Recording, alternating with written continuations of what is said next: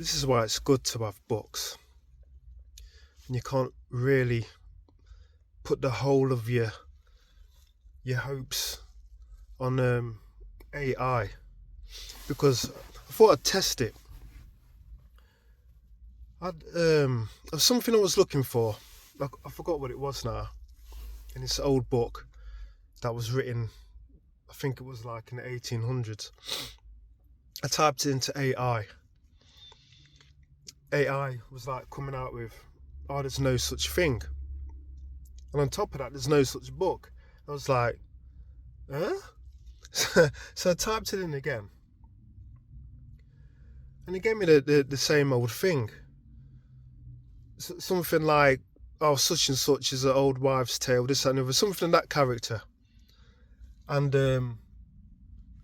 I typed in the book again. This particular book didn't exist. I was holding the book in my hand. But as far as AI was concerned, it didn't exist. So I was like, there you go. You can't really rely on it 100%. Don't get me wrong, it's a great tool. It saves a hell of a lot of time in most cases. But on that odd occasion, it all depends on what the program is put into there, doesn't it? It only can like feed off what's available to it. So don't put 100% in AI. If it doesn't say in AI, then it doesn't exist. No, that's not always the case. Because I was holding a book in my hand, and AI was telling me no, it doesn't exist. I'm like, okay. So there's another one as well. I was just reading the other day about the origin of the name Edinburgh for the city in Scotland. It comes from an old Northumbrian king called Edwin. And I was like, oh, I thought to myself, that's very interesting. Northumbria's up north anyway. And you know how the Scottish border, sometimes it was further south into modern day England and vice versa, So I was like, okay, I put it into AI. And it was like, no, the origin is like, it goes further back into Celtic or Celtic wording. I think Eldin, I think it was coming from, or something like that. And another couple variations. And then I typed it in again later on in the afternoon, and it came up with, no, it comes from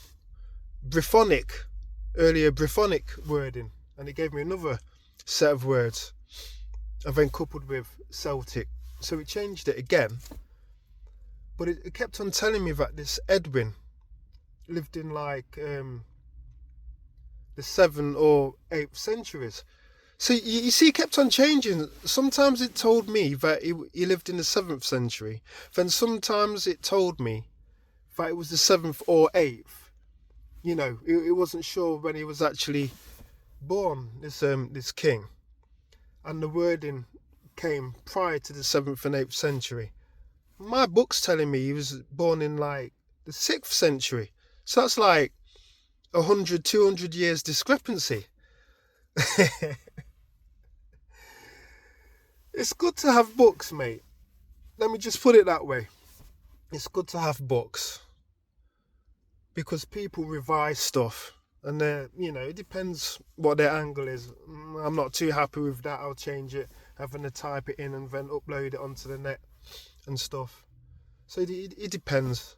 It depends what people's angle is, revising stuff. They want to hide stuff, or they might have come upon more accurate information. It's got its good and its bad points. Revision. So you got to be careful. That's all I'm saying. So some books I prefer on Kindle format, because I do like Kindle. But other books you can't beat. A physical book on some books.